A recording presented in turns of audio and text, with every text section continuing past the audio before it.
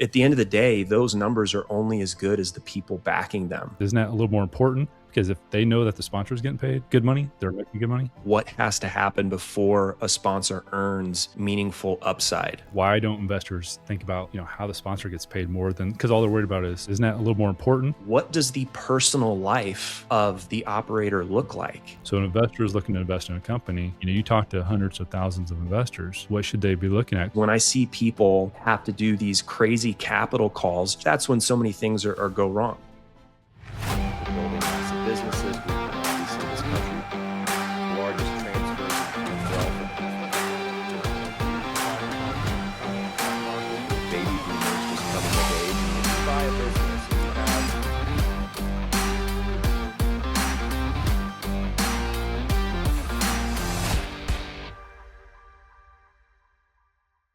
So welcome back to the KB podcast. My name is Kylie Brown. I'll be your host, and I have my co-host Daniel Patrick on here with us as well. Today, we're going to go over an important subject. It's very important to me, especially since I own a few businesses, but how do sponsors/business owners really get paid and why that should matter a lot to investors? So Daniel, how are you doing today, sir?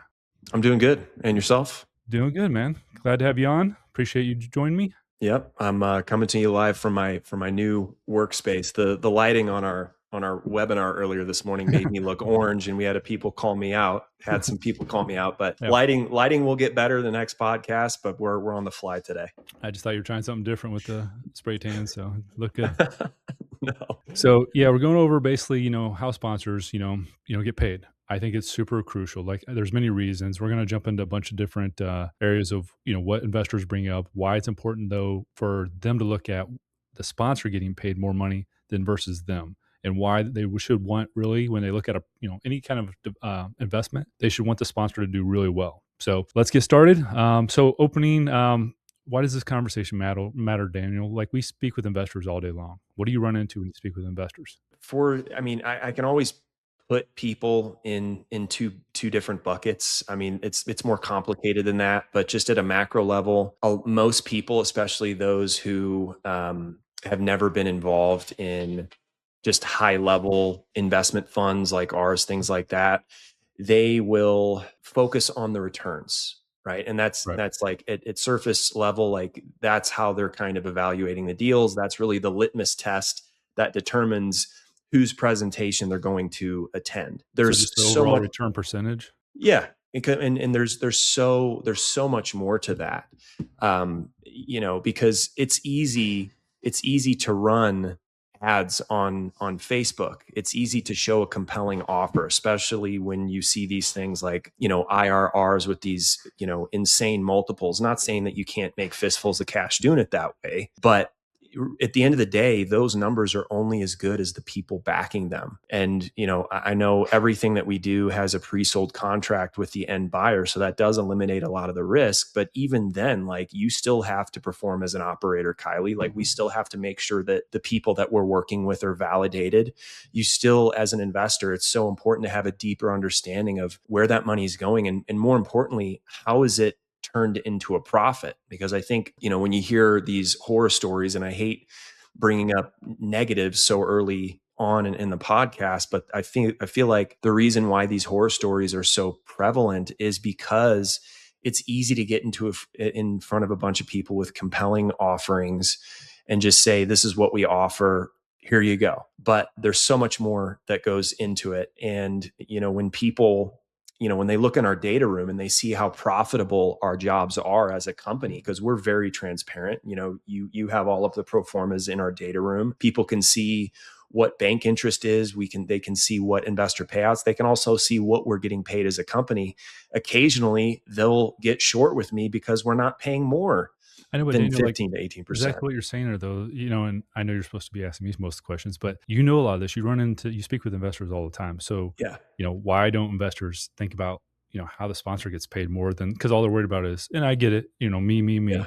That makes sense. Yeah. What am I receiving? Why don't they, look at what is the sponsor receiving? Because isn't that a little more important? Because if they know that the sponsor is getting paid good money, they're making good money. Yeah, I think it's a good question. My knee jerk reaction is because, like you said, it's just they're thinking about themselves. They're not thinking about the machine that drives those returns. It's just not something that they think about. And really that's where their focus should be. Cause I don't know about you, but I'd rather have a much smaller return. Not that our returns are small, they're very compelling, Yep. but that's why people invest in bank CDs, because they know without a shadow of a doubt they're getting their money back. But at the end of the day, it's a much lesser return. So Yeah, we're gonna um, jump into that a little more about higher returns usually means higher risk and how, we eliminate some of that. But kind of getting to the point though, should investors actually want the sponsor to do well, financially? Yeah, they absolutely should. You should be happy that your sponsor is fat and happy, because nothing in construction goes as planned. Like from the outside looking in, people may think that everything goes perfect for us, but nothing ever goes as planned. There's always issues, and that's why it's so important to have just wildly profitable jobs, so that the risk, if there is things that go wrong, it's already built in, it's already stress tested, and we've got room for those things to come up. Yep, no, exactly. So, and as the owner of a few different companies, obviously we always want to make as much money as possible. Like that's first and foremost. That's usually why you start business. It changes over time. Like money, not saying I don't care about it, but it's not as important. But we want to do really well, because if we're doing really well and we're making our, whatever you want to call it, for a lot of our developments, 35, 40% gross profit, then that's after paying our investors. You're doing well. You don't have to worry about your investment or your return of 15% or 18%, because we're doing great. So that eliminates a lot of that risk. So you should always want to evaluate, and I'll let Daniel jump into this a little bit more because he does speak to people all the time. But you should want to always evaluate, how is the sponsor doing first before you even want to look at a project. Because I could offer you 40% returns, 50% returns. You'll see those. But do they make sense for you to do? I'm not saying they don't. I do invest into some high risk things, but that's more, for me, it's more crypto related. So I don't see it as much of a high risk, but I do know the risk is there. Yeah, and I think that begs a really good question. Like, what has to happen before a sponsor earns meaningful upside? And I think that just comes down to the model. With us, nothing that you touch isn't done without a pre-sold contract. But more importantly, like, what do we have to do to actually make a profit? You've got to be a good operator. You've got to be able to not only get the land under contract and negotiate a price that makes sense. You're in charge of, at least in our structure, Kylie here, you're in charge of doing all of the entitlements. You're in charge of dealing with all of the great people and occasionally the low IQ individuals at the city councils to get these formal approvals, to actually get the permit so that we can even start work. And then from there, it's not, I mean, I know we joke around in the office, like it's not as simple as getting land, right? I mean, That's a even though, Scotty joke for anybody that yeah, knows Scott Pratt. I got the land, everything else will figure itself out. So, yeah, but yes, yeah, far from that. and it usually works out, not never exactly as planned, but yeah, like once we get the formal approval from the city to approve, now we have to remove all of these trees and occasionally stolen abandoned vehicles and all of the dirt Well, and just so you know, you're building making all it the infrastructure. sound pretty easy for just the entitlement side, and that side is, there's a lot to that. So you got to hire, tons of people, the surveyors, or engineers. There's a lot on that side. So Yeah, a lot that goes into that, but that's stuff that needs to be looked at because every business is different. From our side, we have all those things that have to be done before we make even a dollar. We're going to spend most likely well into the six figures on a project before we even brought in a dollar. So any investor should want to look at that. So what does that time horizon look like? Are they part of that process? So, and I'm sure you get a lot of those questions. Are they as an investor, are they in part of the entitlement process? Are they part of that risk? yeah. I'm And sure you the know, answer is yeah, I do, all the time. Like, and I also get the question right after that. It's like, what's your skin in the game, right? And like our all of personal. the yeah, like personal, like us as a company, Yep. you, me, occasionally that comes up. Like, what am I doing? But every some of the toughest parts of what we do is done upstream long before we deploy one red cent of investor capital, i.e. the entitlements. That's our skin in the game. That six and oftentimes multiple six figures of entitlement costs Yep. comes out of your pocket, comes out of Blu Onx. That's just to get the approval to move forward. And so yeah, like people ask me, it's like, what's your skin in the game? Like, what are you guys putting up? Like, well, we not only did we negotiate the deal, we had to negotiate the deal with the land seller, convince them to give us ample time to do the entitlements, make sure they're happy. And then not only that, doing all of the land surveying, the engineering, all of that comes out of our pockets. Not one red cent of investor capital is deployed until we have those approvals. So that's really it. Like, that's our skin in the game. And it is a lot. And it's not just money, it's man hours. I mean, Kylie, a question I have for you, and I already kind of know this, but I want people to hear it from you. How tough, like, how long does an entitlement process take? What can go wrong with that? Like, I mean, it can be pretty mind numbing, actually. How long does it take? That's very jurisdiction and state related. So you might have stuff down in Orange County, Florida, 6 months on average. The stuff here in Missouri, I would say 14 to 16 months is average. You might get stuff done earlier, might take longer, like Chesterfield, Wildwood. You're probably looking at 24 months. It's just, there's a lot more hoops to jump through, and they don't let you run things simultaneously. So you can't do, your development plans, which are, completed development order. So there's a lot of different things that you can't run side by side. So, things take a little bit longer up here. But that doesn't mean that it's not a great project. And if you have enough of them running, it's kind of irrelevant, So if you only got one project running, yeah, that's a huge risk. You're looking at 12 to 24 months just before we get approvals, before we could even pay an investor. But we have over 20 developments, and we're looking to quadruple that over the next, year and a half, 2 years. It takes a lot of that risk out because you're not just relying on that one project. And I apologize. What was the second part of that question? I was asking, like, kind of what goes into it, how long does it take, how difficult it is. I mean, I think you pretty much tackled it. Yeah, and difficulty wise, I mean, it just depends on, is again, jurisdiction, who you got on your team. Like, if you don't know what you're doing, it could take a long time. If you don't have the right engineer, I have done it before, not pointing out any names, but hiring the wrong engineer cost me a lot of time, which a lot of time in this industry is a lot of money. Yep. And we recently had to bail on a project during entitlements because things were just taking too long, and that happens. They were taking too long, and we just couldn't get the extensions. I think the seller's making a mistake, but obviously, I'm the end user.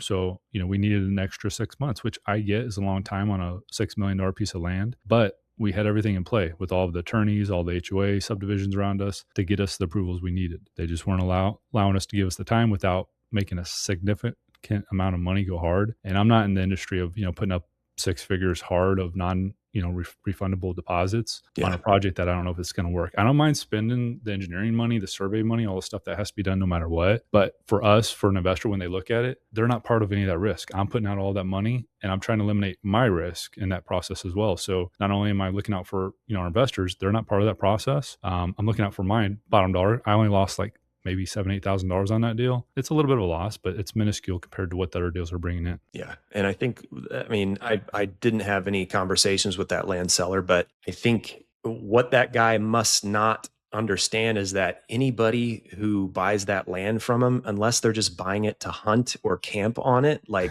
they're still going to need to go through that entitlement process. Like either they're going to buy it to hunt on, or they'll buy it outright, just speculating on the entitlement process, which is rolling the dice for whoever buys it. I'm just curious, and I know it's a bit off topic, but I'm just feel compelled to ask you, like, at the end of the day, did you try to like double close him and try to get him to extend? Like, what was the reason that he was just like, no, I'm not interested? So I used to try to sell everybody, like I don't really hammer on that anymore. I just go with more of the facts because it's worked great for me. So wherever I'm led by the Lord, like I believe in just being honest with them. So like I told them, hey, listen, this is what's going to take, not versus, hey, we think it's going to take this, like we only need 3 months, and at 3 months, we need you to extend for another 3 months. So I told him it's going to take 6 months. That's what the attorneys are stating. Now, here's the problem I have with the whole deal is he's a developer.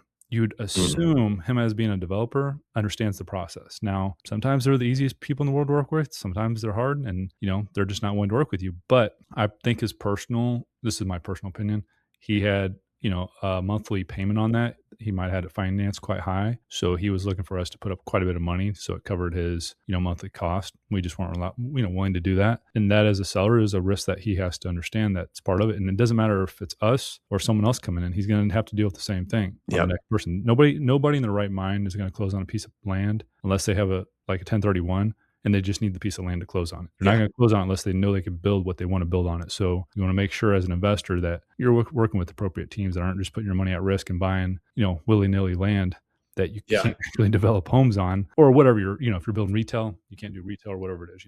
Yeah. And in the case of this job that we had to let go because he just wasn't happy with the timing, sounds like it came down to the money. I mean, the guy, for all we know, like he might have been being squeezed. And what I see a lot of, I'm actually so glad I asked that question because I just had a little bit of a light bulb moment. When you are feeling squeezed, when you're in a situation where money is tight, that's when these rash decisions are made in haste. And that's a lot of times when things go wrong. And I think that kind of ties into the whole topic of this podcast of like, why should someone want to do business with someone who's making lots of money doing what they do? Not only do you want them to be happy so that they can cover unpredictable situations, Yep. but like, do you guys realize, like, for those of you guys listening, like, think about in times in your life where you made hasty decisions because of external pressures and you didn't actually take the time to think it through. Like,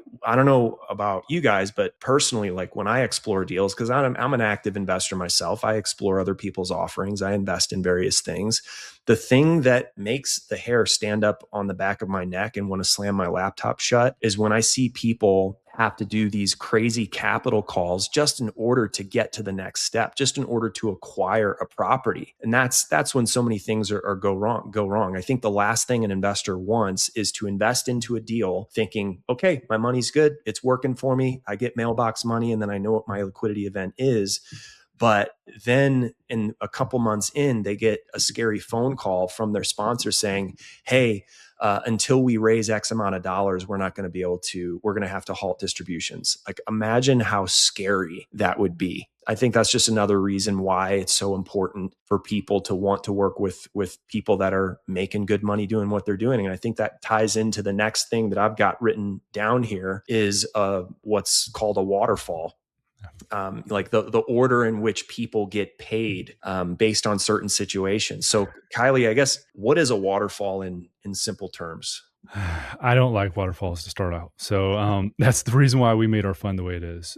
So, ours is pretty straight across the board. Not saying to invest with us or anything else, but ours is meant for the average retail investor. Very simple, very self-explanatory almost to understand. Waterfalls, I sometimes have to put them in Chat GPT to understand what it means. It gets to be so complex. So it usually is where, if you have a JV partner on there or, lender on there where they want a waterfall structure, you have to hit certain numbers before you make a dime. Then you're only making a small percentage. So let's say you hit whatever it is, 8% profit margin, you get X amount of dollars or X percentage. Usually it's pretty small. Then once you hit 12%, you get another small percentage. And once you get to the number that they're aiming for, which let's call it 24% IRR or something like that, then you get your full return. I don't like that because it could leave us with very little dollars as the sponsor. And our goal as a sponsor is make much money as possible. And if we set ourselves up that way, not saying it's not worthwhile, but you always have to make sure everything runs perfect and it's more on their schedule. And if you don't hit that certain number and you're just 1% off, it can make the difference, on some of these projects, 7 figures or more on our profits.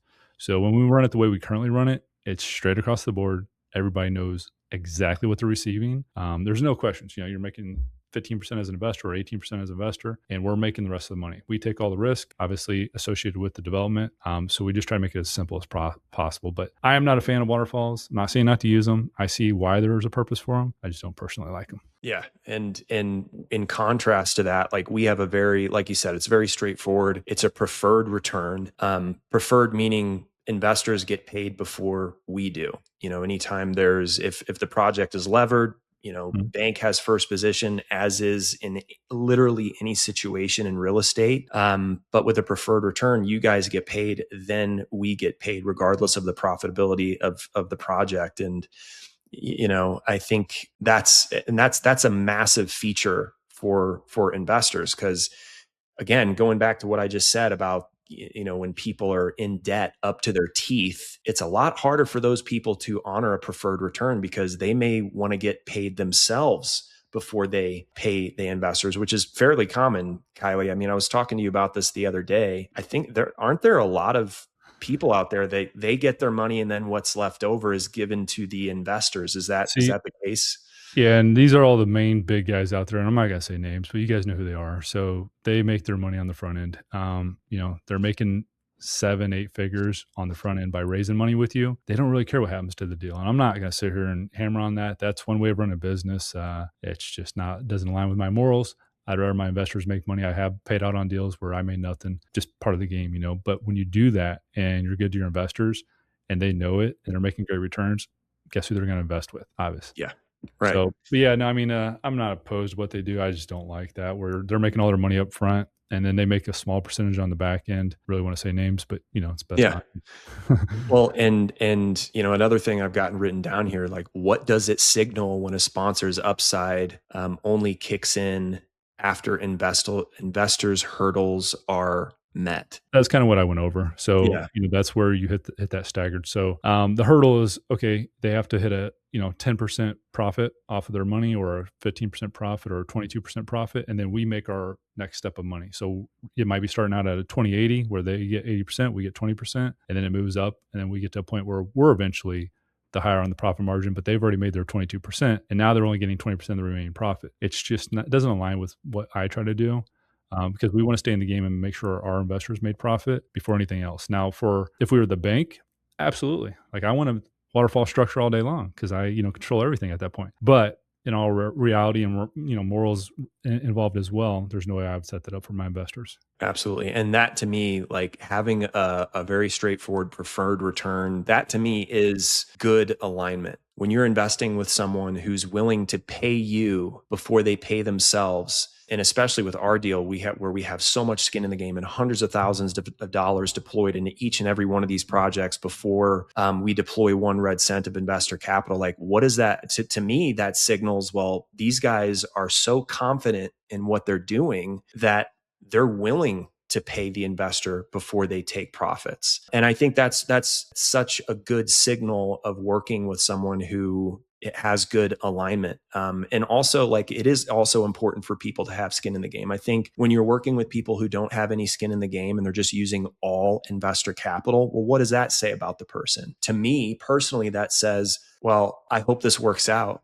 Like it's not my money at the end of the day. And I'm not saying everybody's evil, but it's like, I don't know about you, but when I when I have skin in the game, like I'm even more incentivized to perform. You don't know, even though people know us well, like they don't know us intimately. They don't hear our thoughts. They don't know what we're going to do in life or death situations. But the way that we've got things written, you guys, bank gets paid, you guys get paid, i.e. investors, and then we take our profits. I think it just shows a lot of confidence in what we're doing. And it also ties into your long-term reputation, because if you have a reputation of deals going south, and then when people go back and look at what happened and they say, wait a second, this deal went south, but it didn't actually go south. You guys made a ton of money on this, but myself as the investor, I got the short end of the stick. Like, what in the actual heck is going on here? And that's really just what will annihilate a brand. And our goal as a company is to build long-term healthy relationships, showing our confidence in these deals, paying you guys first before we get paid. And I think, obviously I'm biased. I work here. Like when you're saying that though, like what should an investor, and I'll respond on this too, but like what should an investor look at? Like, I'm the sponsor in our situation, right? So it comes down to my bottom line. So an investor is looking to invest in a company.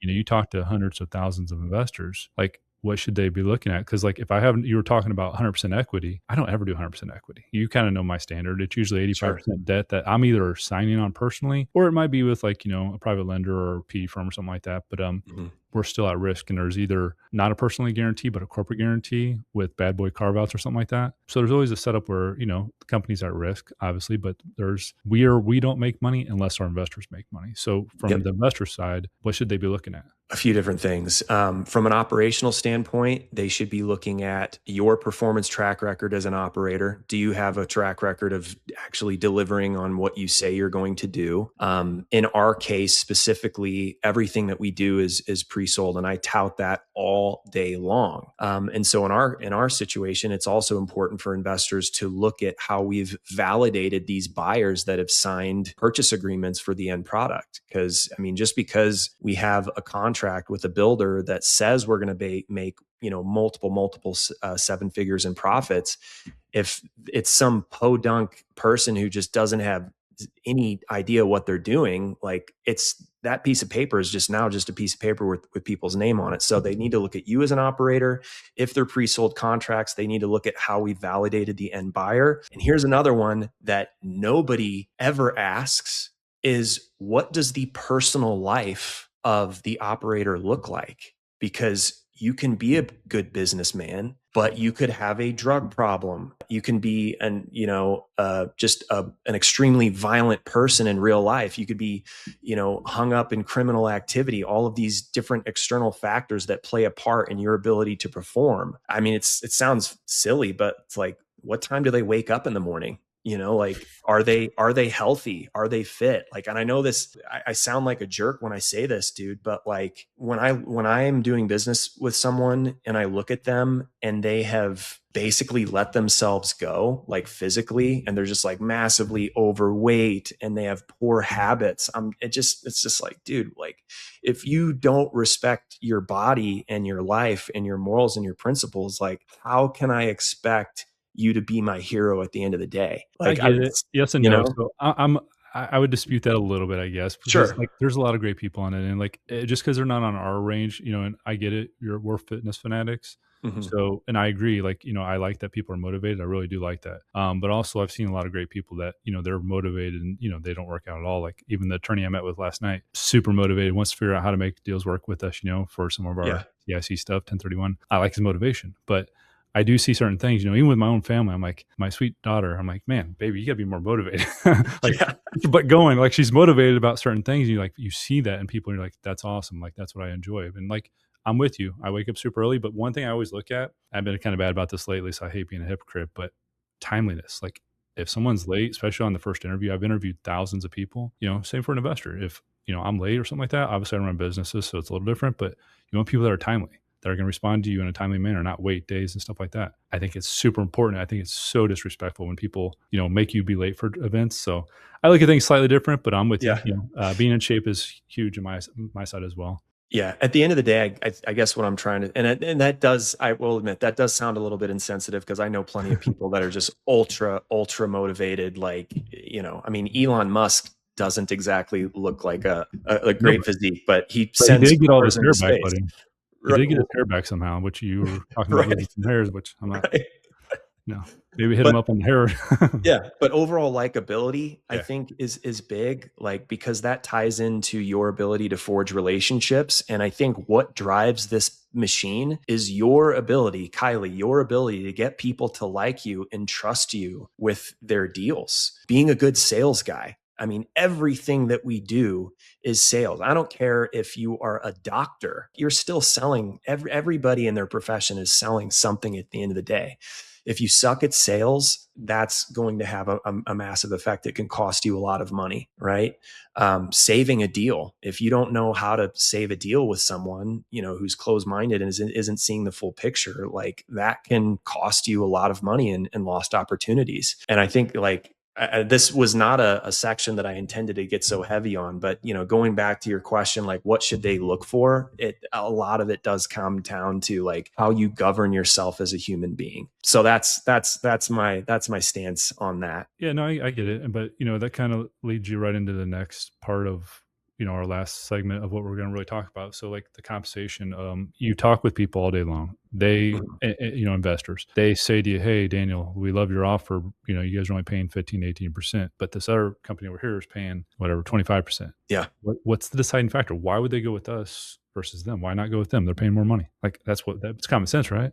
Yeah. Well, a lot of times what those other people are offering are illustrated as an IRR, which it's a projection. It's speculative. With us, it's a preferred return. You know exactly what you're getting paid. You know when you're getting paid. But even if there is someone else that's offering a preferred return, I think it's usually in anything when someone is looking for something that's less expensive or has higher upside, it's like, okay, well, would you rather, like, if you're going to take your wife out to dinner, would you rather take her to McDonald's or would you rather take her to a steakhouse? Like, the steakhouse is going to be more expensive, but your overall experience is going to be better. Maybe not the best example, That's a but pretty bad analogy, but I yeah, get what you're saying.